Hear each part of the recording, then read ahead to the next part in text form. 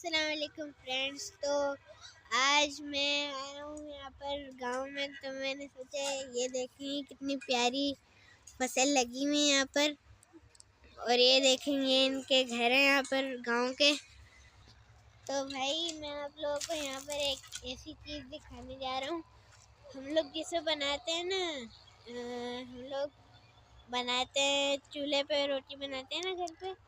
यहाँ देखें ये लोग ऐसे तंदूर में रोटियां बनाते हैं। ये इनका तंदूर है। नीचे वो लोग ये लोग आग लगाते हैं, फिर जैसे होटलों में होता है ना तंदूर बनाते हैं, ये ऐसे ही है फिर।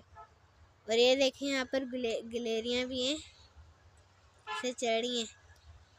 और वो देखें भाई सामने से बाईपास जा रहा है, वो देखें। और ये फसल जो यहाँ पर लगी हुई है ना, इतनी प्यारी लग रही है। वहाँ पर तो ज़्यादा फसल उगी हुई, देखें ग्रीन ग्रीन सब कुछ।